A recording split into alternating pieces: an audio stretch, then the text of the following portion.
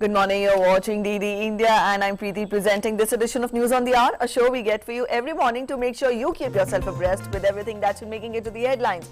We get you national updates, international updates, updates from the world of business, sports, enough to keep you engaged for the next 1 hour. First, the top stories.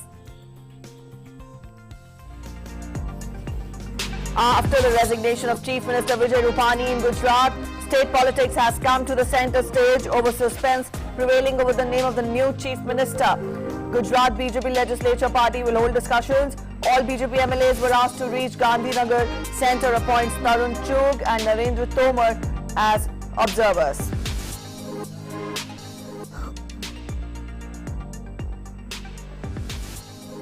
Central government reduces standard rate on crude palm, soybean and sunflower oil by 2.5% to ensure availability of edible oils at reasonable prices to the consumers.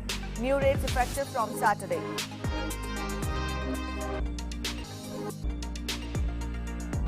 Nationwide corona vaccination campaign continues successfully. So far, more than 73 lakh vaccines have been administered across the country. Vaccine given to 64 lakh people on the 239th day of the vaccine campaign.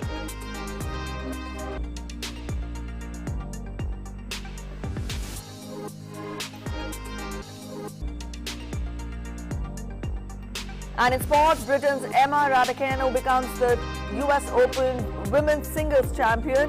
18-year-old Raducanu defeated Canada's Leila Fernandez for 6-4, 6-3 in straight sets, and she won her maiden Grand Slam title. She becomes the first British female tennis player after 44 years to win a Grand Slam. Cristiano Ronaldo scores brace in his second Premier League debut, marking his strong return to English club Manchester United. After 12 years, helps Manchester United beat Newcastle 4-1 to top the league.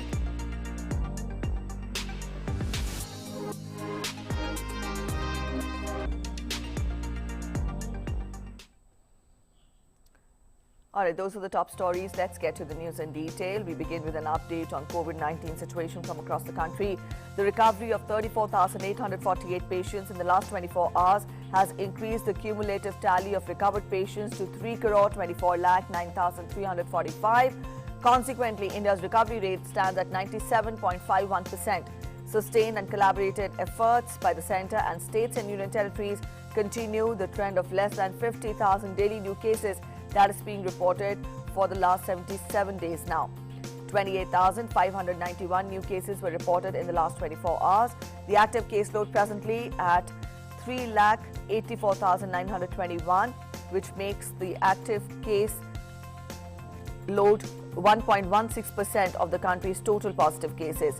Now, the testing capacity across the country has also been expanded and it continues to be ramped up. India has so far conducted over 54.18 crore cumulative tests.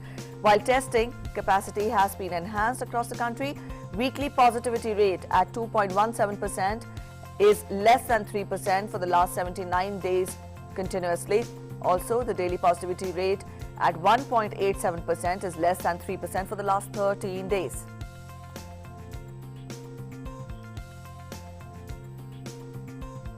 Union government is committed to accelerating the pace and expanding the scope of COVID vaccination throughout the country.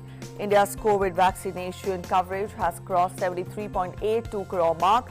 More than 72,86,000 vaccine doses have been administered on Saturday. An update on the COVID situation in Kerala now, continuing the slow but steady downward trend in COVID infections. Kerala recorded 20,487 fresh cases on Saturday. Total positivity rate was also reported at a lesser rate at 15.19, marking a steady downward trend. Meanwhile, vaccination coverage is strengthening in the state, which reached 79% of the eligible population with at least one dose.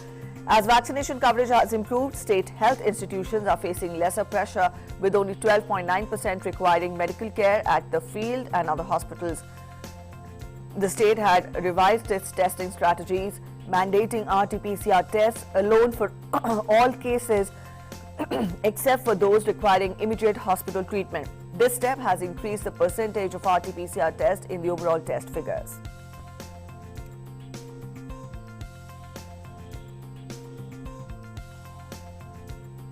And Ajay Joy is joining us on phone to get us more on that. Ajay, good morning. We tell our viewers that Kerala recorded 20,487 fresh cases on Saturday.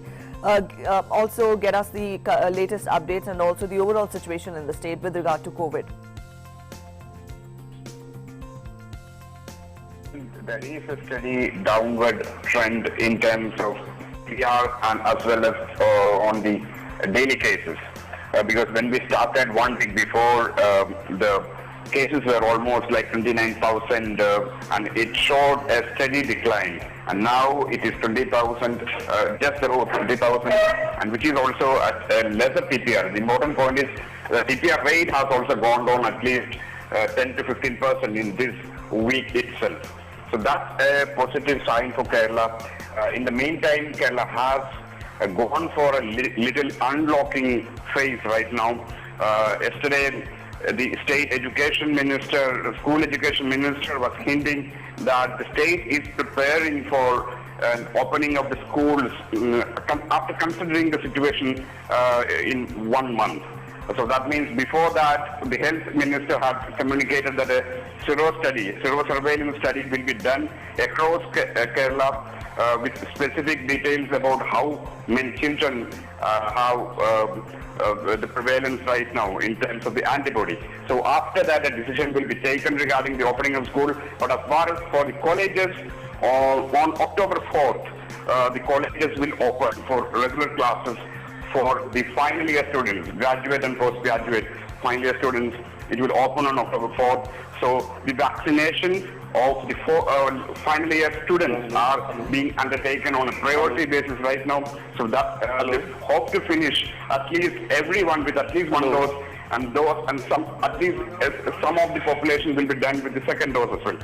So Kerala is slowly unlocking itself, believing that the worst phase is over and the health systems are okay enough to handle the daily cases. All right, so cautious unlocking is happening in the state is what you tell us, Ajay. Also, I want you to spell out more on the health infrastructure in the state. Since the cases are reducing, the daily number of cases is on a decline.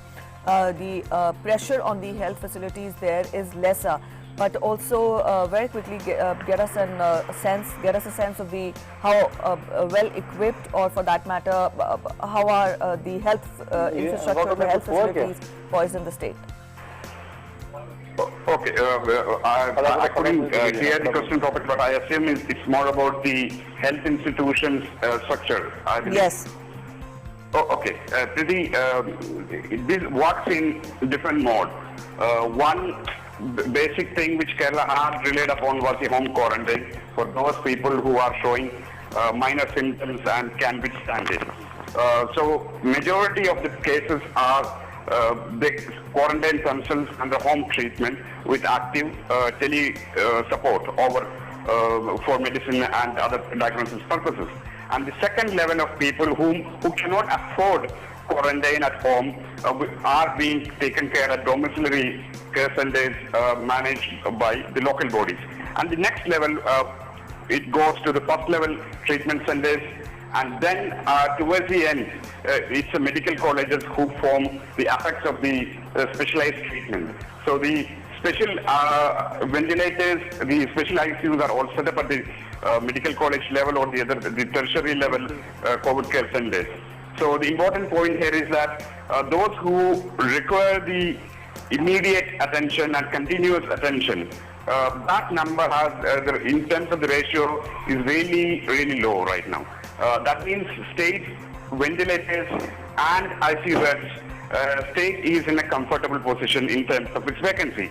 And because the peak has already been over, so the state authorities are quite confident that system is okay enough to handle right now. If the trend gives any signification, that means the worst is over. And the health authorities structure is good enough to handle these trends now onwards. But there was a communication from the health minister yesterday about people who are suffering from comorbidities. For whatever reasons, any comorbidities, they must get admitted if they reported positive. That's the That was in the communication by the Health Ministry yesterday. So that means they can't afford quarantine, set for quarantine any longer, but they should report at the institutional structure for the continuous attention.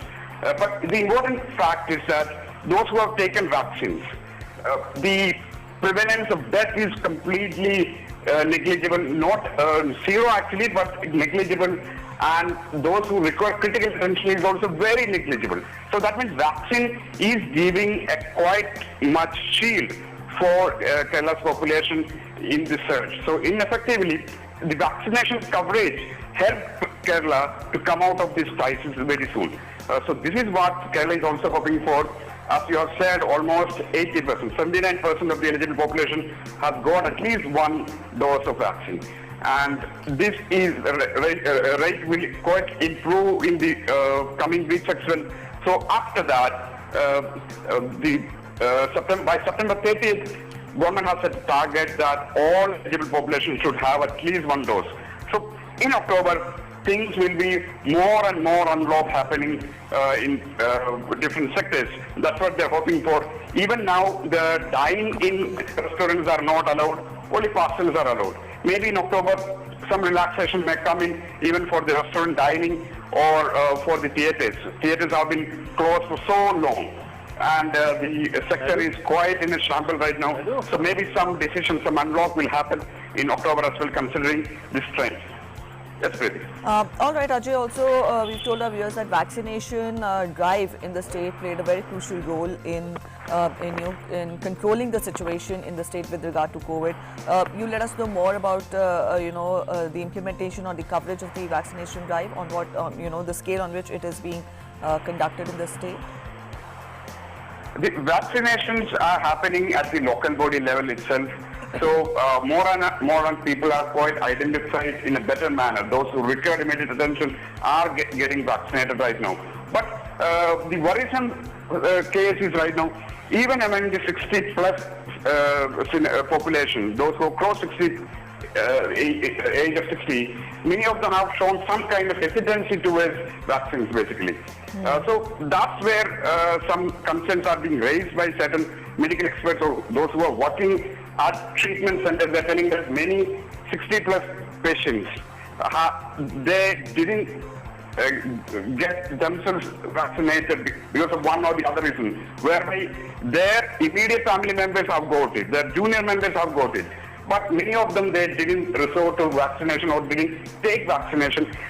So people are suggesting that everyone above 45 should mandatorily take vaccine, and there should not be any hesitancy. So the ratio is still less in terms of the unvaccinated people in 45 plus, but still this vaccine hesitancy is one significant challenge that must be overcome in the coming weeks. So if you look at the coverage rate, almost 94% have got at least one dose in the age group of 45 plus. So that means it's in a convenient position right now. But in terms of the second dose, it's only 51%. So only with the second dose, people will be having that antibody level at right position to face any problems afterwards. So 51% second dose in 45 above 45 people, that must be gone. That must go up to at least 80% to have an assurance of comfort for the state. All right, Ajay, thank you so much for joining us with those details. That was our correspondent Ajay Joy spelling out more on the current situation with regard to COVID in the state. The situation is improving and gradual lockdown has begun in the state. And also he tells us that the vaccination coverage in the state is almost around 94% with regard to the first dose of the vaccine. And also it recorded 20,487 cases, fresh cases on Saturday. So that was it about the current situation with regard to COVID in Kerala. Let's get to other news now. The government has reduced the import duty on edible oils with immediate effect, which may cool down the prices of these key kitchen items. Now, according to Finance Ministry, the base import duty on crude palm oil has been reduced to 2.5% from 10%, while the tax on crude soya oil and crude sunflower oil has been reduced to 2.5% from 7.5%. In order to ensure availability of edible oil to consumers at fair prices, the standard rate of duty on refined palm oils, refined soybean oil and refined sunflower oil have been reduced to 32.5%. The agri cess for crude palm oil has been increased from 17.5% to 20%.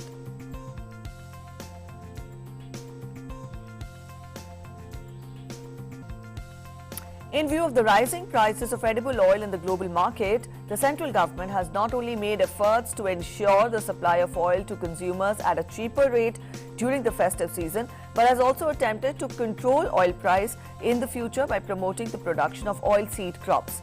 Up next, we get you OP Yadav's report on the government's efforts to keep a check on rising oil prices. In view of the rising prices of edible oil in the international market, the Government of India has taken timely steps for proper supply of edible oil at reasonable rates to the consumers during the festive season. Talking to the media in this context, Secretary of Food and Public Distribution Department Sudhanshu Pandey said that the government's policy of promoting oilseeds production will lead to increased production of soybean in states like Maharashtra and Madhya Pradesh. He added that this will in turn help in increasing availability of oil, thus reducing the oil prices. आने वाले समय में जो soybean की फसल आने वाली है उसके ऊपर भी चर्चा हुई और मध्य प्रदेश और महाराष्ट्र ने ये बताया कि जो आने वाली फसल है वो अच्छी फसल है और उत्पादन पिछले साल से ज़्यादा ही होने की उम्मीद है. Secretary Sudhanshu Pandey also said that increase in the minimum support price for rabi crops including oilseed crops by the central government will make production of oilseed crops an attractive option for farmers. अभी सरकार ने रबी के लिए जो MSP announce किया है उसमें oil seeds की तरफ झुकाव है, तो खरीफ और रबी दोनों की फसलों को देखते हुए लगता है कि आने वाले समय में जो तेल के दाम है, तेल की अवेलेबिलिटी है वो इम्प्रूव होगी और दाम नीचे आएंगे.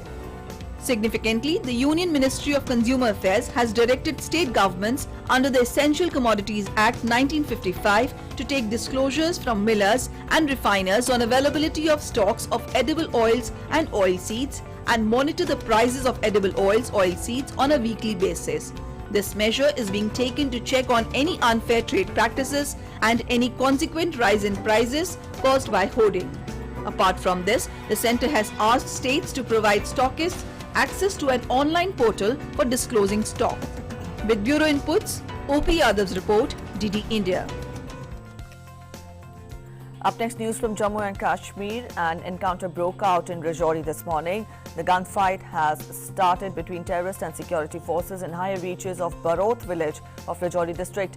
Acting on a specific information about presence of terrorists in the area, a joint team of police and army launched a cordon and search operation. As the joint team of forces approached towards the suspected spot, the hiding terrorists fired upon the forces, triggering a gunfight. The gunfight was underway when the reports last came in. And Ramesh Raina joins us from Jammu on phone line. Ramesh, good morning. Spell out more details. We tell our viewers that the encounter broke out in Rajouri this morning and is still continuing.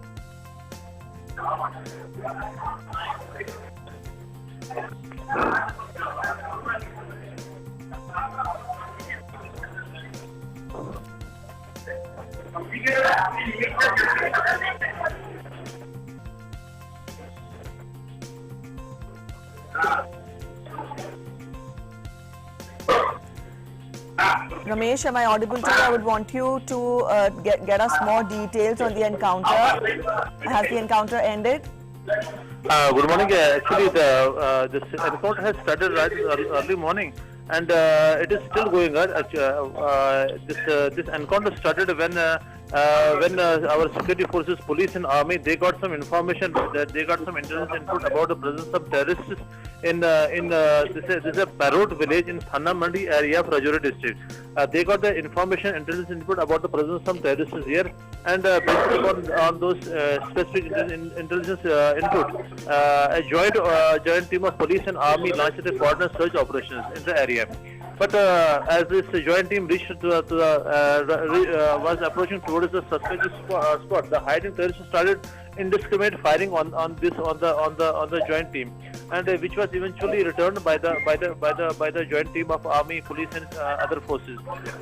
So far as the latest reports are concerned, one terrorist has been shot dead, but his body is still to be retrieved from there. And as of now, the gunfight is still underway and is still going on. Kriti. All right, one terrorist has been shot dead. Also, let us know more about the area where the encounter is taking place, Baroth village of Rajouri district. Let us know more about the topographical details of the area, Ramesh. This area, this spot, it is in the Rajouri district. It is bordering Pakistan. It is a higher reach of Barod village, and so it's a mountainous area where this encounter is still going on. And it's a group of terrorists. There are reports that it's a group of terrorists who are trying to infiltrate into the side of border. So immediately when the army and the police got the inputs, they started the operation, and the gunfight is still going on. All right, Ramesh, thank you so much for joining us with those updates. That was our correspondent, Ramesh Raina, telling us that the encounter is still going on, but he tells us that one terrorist has been shot dead. The identity has not been ascertained yet. We'll keep you updated. Let's turn focus on to Gujarat now. After the resignation of Gujarat Chief Minister Vijay Rupani, state politics has come to the centre stage over the suspense prevailing over the name of the new Chief Minister.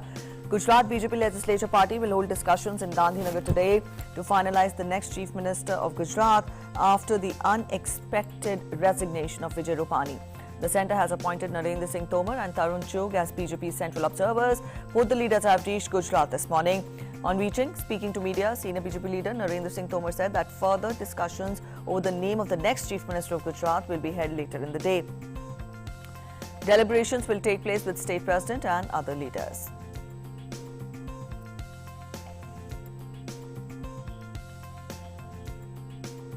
मुझे और हमारे party के महामंत्री आदरणीय तरुण चुग जी को माननीय राष्ट्रीय अध्यक्ष जी ने यहाँ भेजा है। अभी हम यहाँ आने के बाद प्रदेश अध्यक्ष जी और बाकी सभी वरिष्ठ लोगों से चर्चा करेंगे और चर्चा करने के बाद क्या विधि तय होगी और कैसे आगे मूव करेंगे तो इसके पश्चात आपको बताएंगे। Earlier on Saturday, Rupani announced that he is stepping down as Chief Minister of Gujarat and thanked party leadership for giving him the opportunity to serve the people of the state.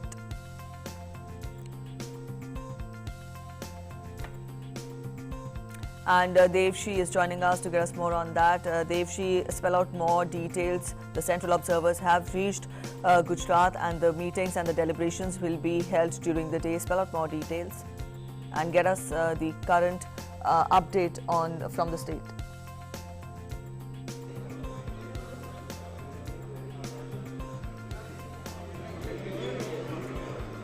Devshi, let us know the current updates from the state. We tell our viewers that the central observers have reached the state and the deliberations will be held during the day.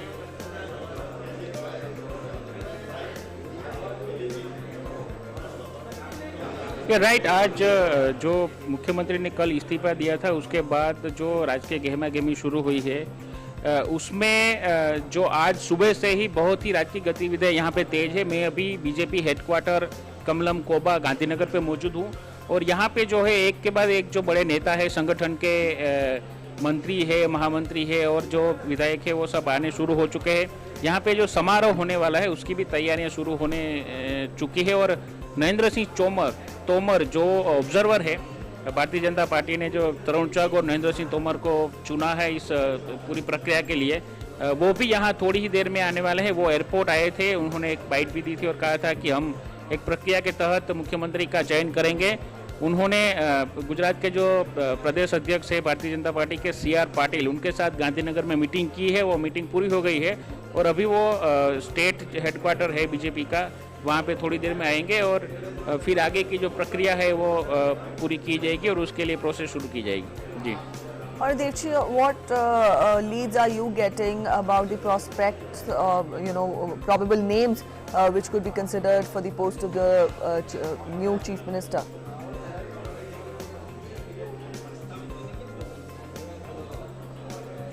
जी बिल्कुल, गुजरात में जब से कल इस्तीफा दिया मुख्यमंत्री विजय रूपानी ने, तब से बहुत सारे नाम की चर्चा हो रही है। खासकर अगर आगे के जो 4-5 नाम हम देखें तो एक नाम जो आ रहा है वो या गुजरात के करंट नायब मुख्यमंत्री है नितिन भाई पटेल, उनका नाम चल रहा है। वो एक पाटीदार समाज के कद्दावर नेता है और सालों का उनका जो गवर्नमेंट चलाने का और वहीवटी तंत्र का अनुभव है। दूसरा जो नाम है, 2 नाम चल रहे हैं, वो है केंद्रीय मंत्रियों का, जो पुरुषोत्तम रूपाला है और मनसुख मांडविया है। उन दोनों का भी नाम चल रहा है। मनसुख मांडविया ने हम सब जानते हैं कि कोरोना में बहुत ही अच्छा काम किया है और वो मोदी गवर्नमेंट की जो कैबिनेट है उनके भी वो वहाँ पे पार्टिसिपेंट है, काम कर रहे हैं। एक नाम चल रहा है गोवर्धन झड़पिया का, जो सौराष्ट्र के पाटीदार नेता है और बहुत अच्छा प्रभाव जो है अहमदाबाद और सौराष्ट्र इलाके में उनका है। बाकी भी एक प्रफुल्ल पटेल का भी नाम चल रहा है, जो दीव दमन दादरा नगर हवेली के प्रशासक है। तो ऐसे अभी स्पेकुलेशन चल रहा है, लेकिन देखिए गृह मंत्री अमित शाह और प्रधानमंत्री नरेंद्र मोदी ने क्या डिसाइड किया है और विधायक दल की जब 3 बजे मीटिंग मिलेगी उसी में जो है वो नाम डिसाइड किया जाएगा और तब पता चलेगा कि गुजरात का आगे का मुख्यमंत्री कौन बनेगा। All right, thank you so much, Devshi, for joining in with those updates. We'll come back to you again during the day. So that was our correspondent telling us that the deliberations will be held during the day, and he also spelled out some names which could be, the probable contenders for the post of the new Chief Minister. We'll keep you updated. Also, Women and Child Development Minister Smriti Irani attended a program organized at the District Panchayat Resource Centre in Bishnupur district of Manipur as the chief guest as part of the ongoing Poshan Ma. During the program, the Women and Child Development Minister planted saplings of medicinal plants and fruit-bearing trees. An anemia detection camp was also organized at the District Panchayat Resource Centre. Addressing a gathering at the program, Smriti Irani said that it is important to provide nutritious diet to children for their contribution to the economy in the future. When we come to you with the Poshan Ma celebration, we seek to tell you that when you collaborate as community members in this nutrition drive, a partnership between the Government of India, State Government of Manipur and the people of Manipur, research suggests that children who are malnourished will earn 20% less than children who are healthy as they become a part of our labor force, our professional force. Which means that nutrition is not a concern only for a mother, is not a concern only for a doctor, it is a concern for the economy and the community on the whole. And every day on DD India, we bring you a story on the freedom struggle. And today's episode of Saga of Freedom Struggle, we will see how 3 women contributed to the freedom struggle in their own ways. Let's see what lies in the coming episode.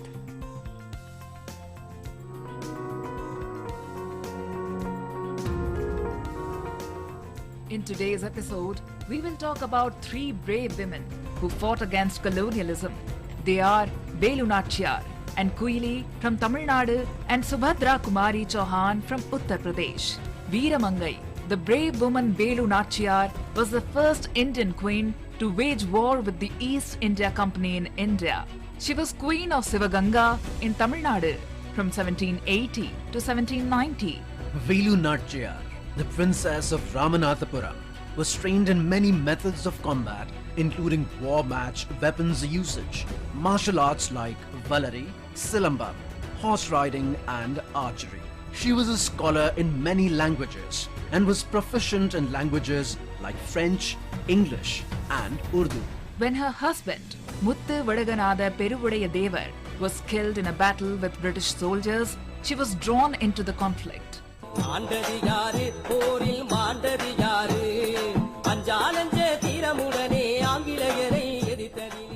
During this period, she formed an army and sought an alliance with Hyder Ali with the aim of launching a campaign against the East India Company in 1780.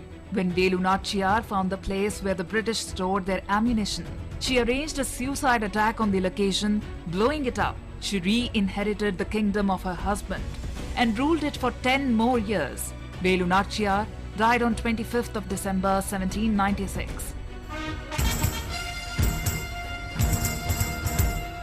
Guili, army commander of Queen Velu Nachiyar, is considered as the first female martyr in the Indian history. Guili was born in the 18th century at Sivagangai district. She was a devout commander of Velu Nachiyar and had saved her life on many occasions. Seeing her loyalty and bravery, she was made the commander-in-chief of the women wing of her army.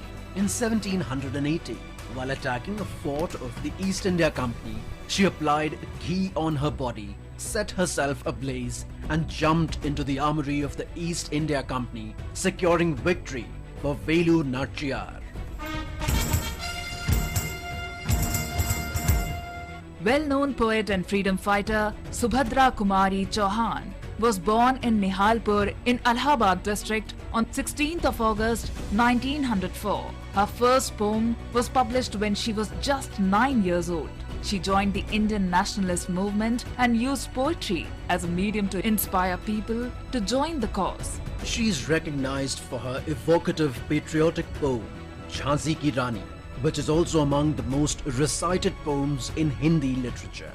सिंहासन हिल उठे राजवंशों ने भ्रिकुटी तानी थी, बूढ़े भारत में भी आई फिर से नई जवानी थी, गुमी हुई आजादी की कीमत सबने पहचानी थी, दूर फिरंगी को करने की सबने मन में ठानी थी, चमक उठी सन 57 में वो तलवार पुरानी थी, बुंदेले हर बोलों के मुंह हमने सुनी कहानी थी, खूब लड़ी मर्दानी वह तो झांसी वाली रानी थी. Through her words, she spoke about gender and caste discrimination faced by women. Chauhan eventually became the first woman satyagrahi in 1923. She was arrested twice in the struggle from 1924 to 1942. Chauhan, who passed away on February the 15th, 1948, at the age of 44 years in a road accident, published 88 poems and 46 short stories.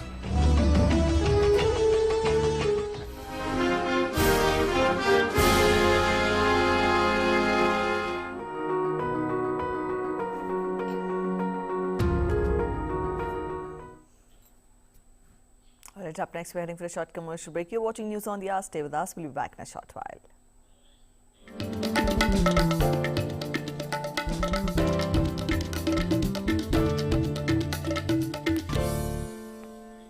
Namaste India. Namaste land. Marhaban ila al-Hind. Zari India. Salam India. Namaste India. Namaskar Bharata.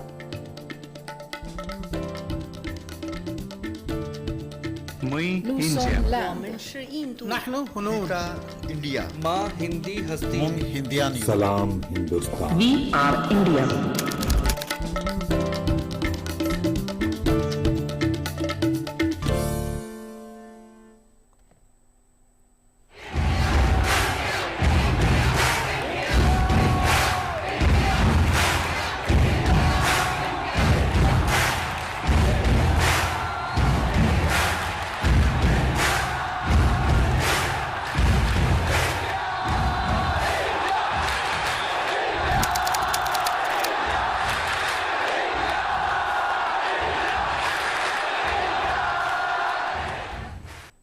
Your window to rising India. India's voice on global platforms. Latest news from India and around the world. In-depth analysis of global headlines. Watch DD India in your country. Available for downlink in all Southeast Asian countries. STTV broadcast is available through the satellite GSAT 17 at 93.5 degrees east. HDTV broadcast is available through the satellite GSAT 10 at 83 degrees east. For technical details, scan here. Switch to DD India now. Welcome back after the break. Let's get to international updates now. The Erbil International Airport in northern Iraq was targeted yesterday in a drone attack, according to the Kurdish security officials. It is the latest in a series of similar incidents over the past year. The Internal Security Service for Iraq's autonomous Kurdish region, of which Erbil is the capital, initially said that 3 rockets had hit near the airport, although the airport, which also serves as the base for US-led coalition forces, suffered no damage. The strike came on 20th anniversary of the 9/11 terror attacks in the United States. It also came a day after rockets and a drone reportedly targeted Ain al-Assad Air Base, which houses US troops, and also the US Embassy in Baghdad. It is worth mentioning that Saturday's explosion is the second drone attack in 2 months, with one drone striking the airport in July this year.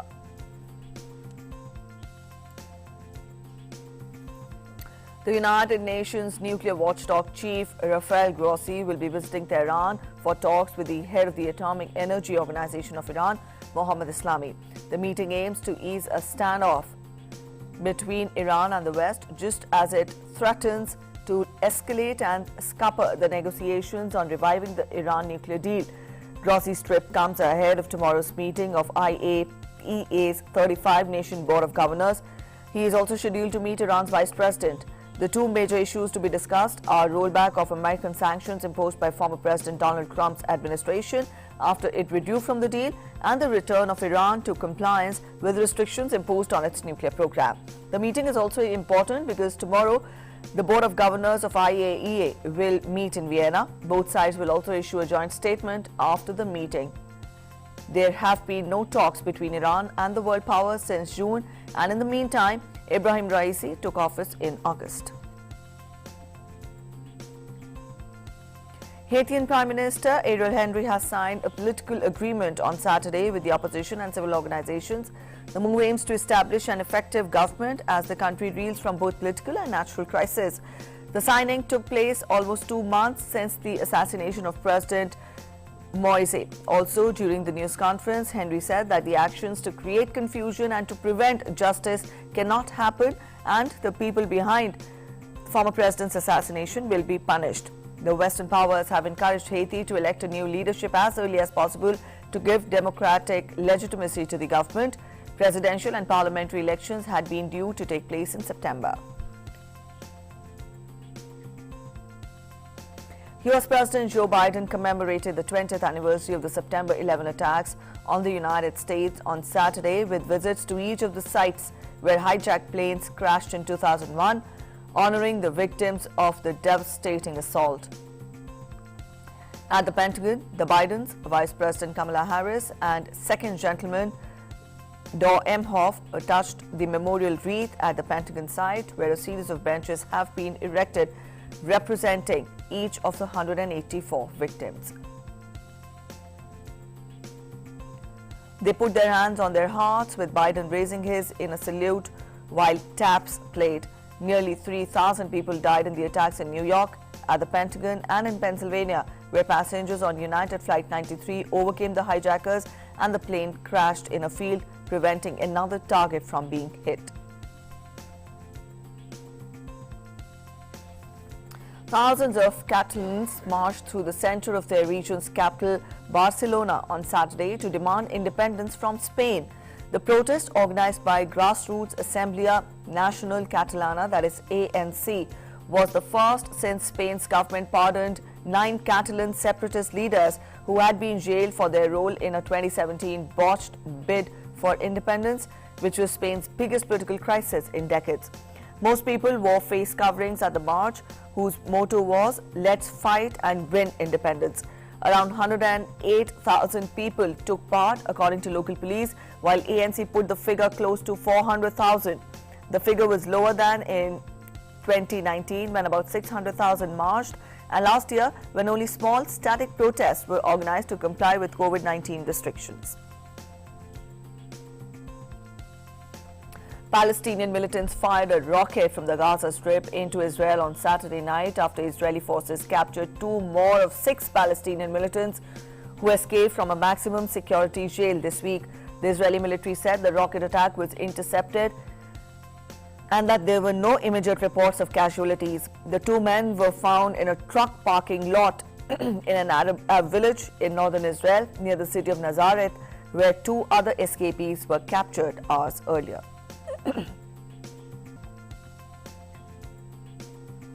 Hundreds of Madrid residents on Saturday protested against homophobic attacks that have rocked Spain in recent months. Homophobic violence has been in the spotlight in Spain after the killing of nursing assistant Samuel Louis, who was beaten to death in the northwestern region of Galicia in July, allegedly because of his sexual orientation. Spain has been a pioneer in the rights for LGBT community, allowing same-sex marriages since 2005. A recent survey of 8 Western countries by British pollster found that Spain had the highest proportion of people who identified as LGBTs.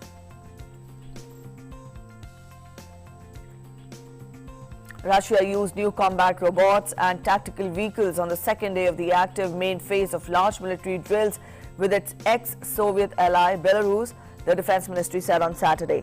The Zapad 2021 war games, which will run until next Thursday on Russia and Belarus's western flanks, including sites close to European Union's borders, have alarmed Ukraine and some NATO countries.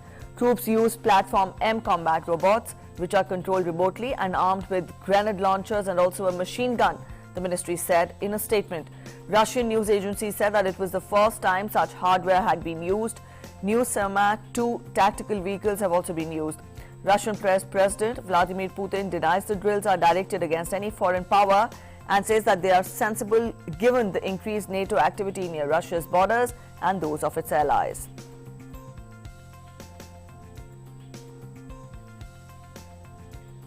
In Italy, the small island of Pantelleria on Saturday assessed damage after a rare tornado hit a coastal road, killing 2 people and injuring 9. A video released by the local media showed images of several overturned vehicles and damaged buildings after the windstorm swept up cars and ripped down coastal roads. The tornado killed an off-duty firefighter and an 86-year-old man who were traveling by car on Friday evening on the popular tourist island of Sicily. Rescuers on Saturday were still looking for any potential missing people while working to reopen roads damaged by the storm.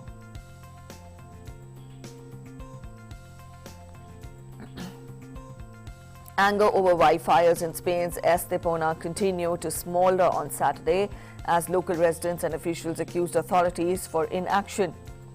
4 days of continuous blazes have driven more than 1,000 people from their homes and killed an emergency worker. Andalusia's Regional Forest Fire Agency on Friday ordered the withdrawal of most of its firefighters as strong winds and high late summer temperatures created a dangerous fire cloud in the area.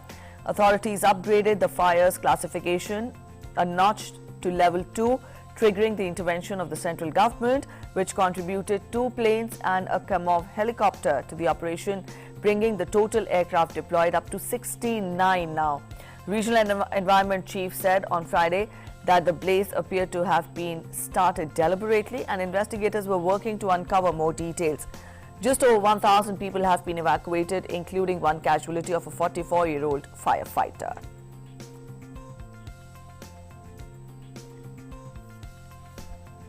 COVID update from across the world. As per the figures, over 22.51 crore people have contracted the virus so far, while more than 20 crore people have recovered from it. The deadly virus has claimed the lives of more than 46 lakh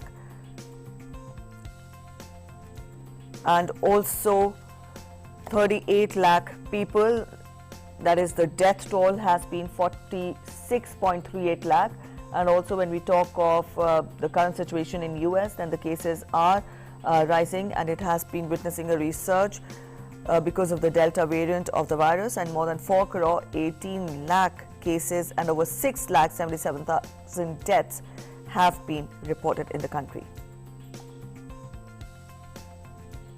Iran's COVID death toll has reached 1,13,824, with 444 more Iranians killed by the deadly disease over the past 24 hours. Iran's health ministry said on Saturday that 16,654 new cases of the infection were found over past 24 hours, and out of which 2,704 were hospitalized. The Health Ministry also announced that 22 crore 14 lakh 9,180 Iranians have received the first dose of the vaccine and 11 crore 77 lakh 7,896 people have so far received the second dose of the vaccine. Many countries have adopted a unique measure to control the spread of the virus. In Paris, however, people have been protesting one of such measures for the 9th weekend. The protesters are condemning the France government-mandated health pass. Thousands joined the march organized by Florent Philippot, chanting slogans. Since early August, people in France have been required to present the health pass, which brings proof of vaccination, a negative COVID test or recovery from the disease in order to be allowed in cinemas, restaurants, gyms or museums. It has also become mandatory for 1.8 million workers nationwide. The government says that it is necessary to combat the pandemic, and opinion polls show a majority of people support the rules. The Interior Ministry said that 121,000 people joined anti-health pass protests around Friday on Saturday, while 19,000 joined the Paris protests, where 70 people were arrested.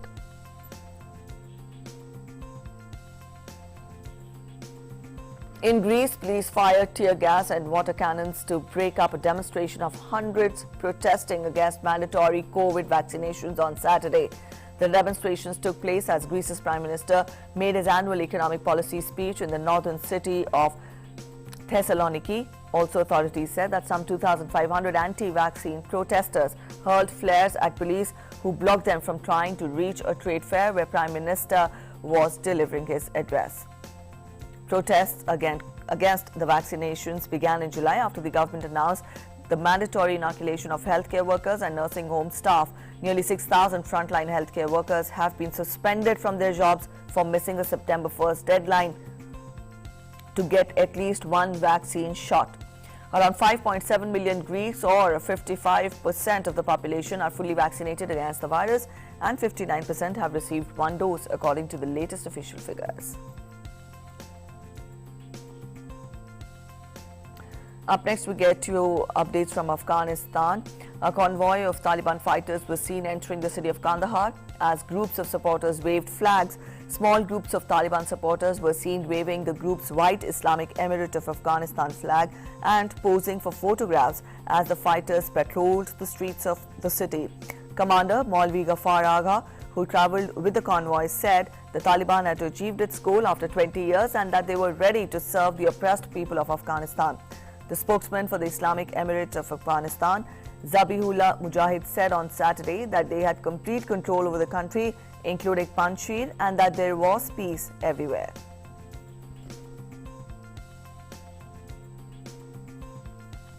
Dozens of female students at a Kabul university protested in support of Afghanistan's Taliban on Saturday to mark the 20th anniversary of the 11 September attacks on the United States.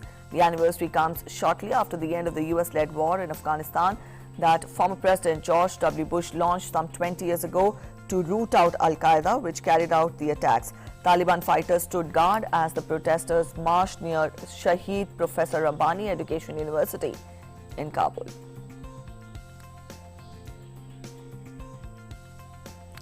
And back home, the Indian Met Department has forecast that moderate rainfall in Delhi will continue today as well, as the low pressure area over East Rajasthan and another forming over the Bay of Bengal are likely to intensify further. Senior scientist of IMD, R.K. Jainamani, said that rainfall is expected today in Delhi NCR, Punjab and Rajasthan. He said that Delhi will receive a fresh spell of rain from 17th of September. Record heavy rains lashed many parts of the national capital yesterday, making it the wettiest monsoon season in 46 years. The city reported extensive waterlogging, which affected operations at the IGI airport and disrupted traffic on several roads. Delhi recorded over 130 millimeters of rainfall, and it had recorded more than 100 millimeters of rainfall on 2 consecutive days on the 1st and 2nd of this month. Delhi Fire Service personnel rescued 40 passengers from a bus that was trapped at an underpass of the Palam flyover due to waterlogging.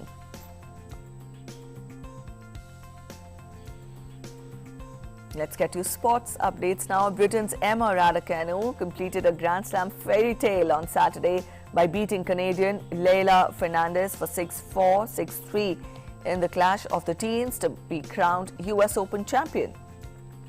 It was a victory that required blood, sweat and in the end a few tears as well, as the 18-year-old became the first qualifier to win a Grand Slam title and the first British woman to hoist a major trophy since Virginia Wade triumphed at Wimbledon in 1977. Emma Raducanu becomes the first British woman in 44 years to win a Grand Slam title. UK Prime Minister Boris Johnson congratulated Emma for her extraordinary skill, poise and guts.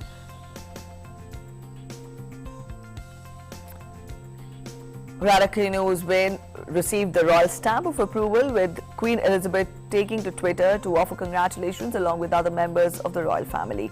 The tweet states, "Huge congratulations, Emma, on your stunning performance and historic Grand Slam victory. Incredible, we all are so proud of you."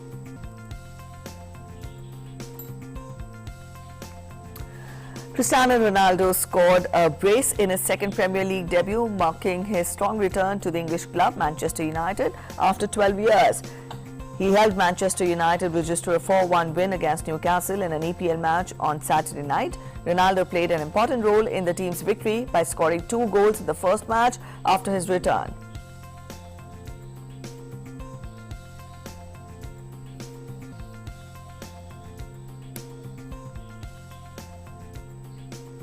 And back home, Prime Minister Narendra Modi recently interacted with the para-athletes who had brought glory to India at the Tokyo Olympics. Also, the video footage of his interaction with para-athletes will be launched today. Prime Minister shared a glimpse of the event in a trailer video posted in the tweet, where he was seen talking and interacting with the Paralympians who had marked a historic win at the Tokyo Olympics.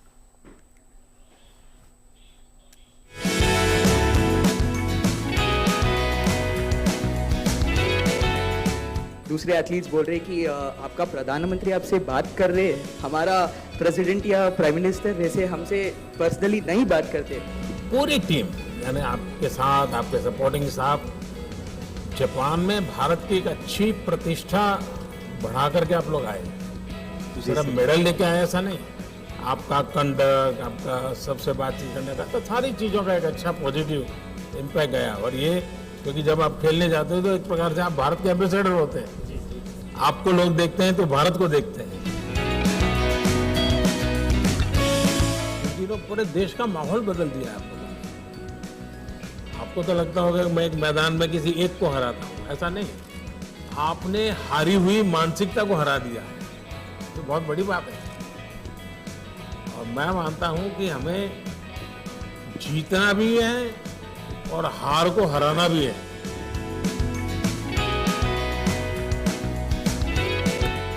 बेटियां हर क्षेत्र में अच्छा कर रही है। आप देखिए पूरे देश में किसी भी क्षेत्र में देखिए, सिर्फ उनको अवसर मिलना चाहिए बस।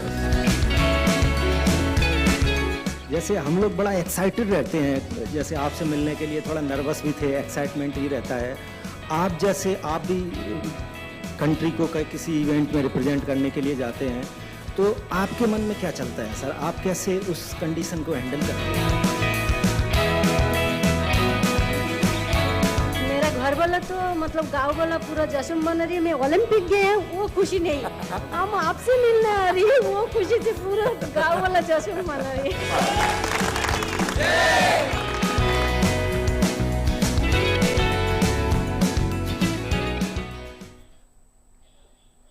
All right, that's it in this edition of the News on the Hour. Thanks for watching, and do watch this special interaction of the Prime Minister with the Paralympians, which will be played in some while from now. Thank you for watching. Bye-bye.